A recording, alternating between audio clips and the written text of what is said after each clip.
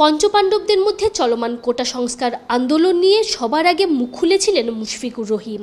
বিভিন্ন সময় স্বামীর পক্ষে ফেসবুকে সাহসী পোস্ট করা জান্নাতুল কিফায়াত মন্ডি এই ইস্যুতেও করেছেন সাহসী মন্তব্য।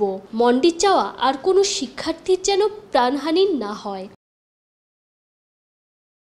মন্ডির মতোই তার বোন এবং রিয়াদ পত্নী জান্নাতুল কাউসার মিষ্টিও আছেন সাধারণ শিক্ষার্থীদের পক্ষে।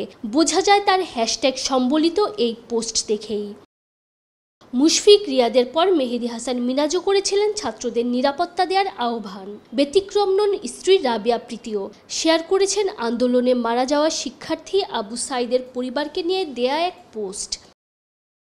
টাইগার অধিনায়ক নাজমুল হোসেন শান্তর খারাপ সময়ে সর্বদা পাশে থেকেছেন স্ত্রী সাবরিন সুলতানা রত্না। দেশের শিক্ষার্থীদের খারাপ সময়েও দিলেন তাদের সমর্থন। চলমান ইস্যু নিয়ে একের পর এক মুখ খুলছেন দেশের ক্রীড়াবিদরা। ব্যতিক্রম নন তাদের পরিবারও।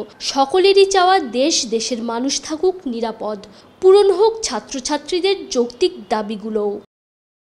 তানজিম ঐশী, অলরাউন্ডার।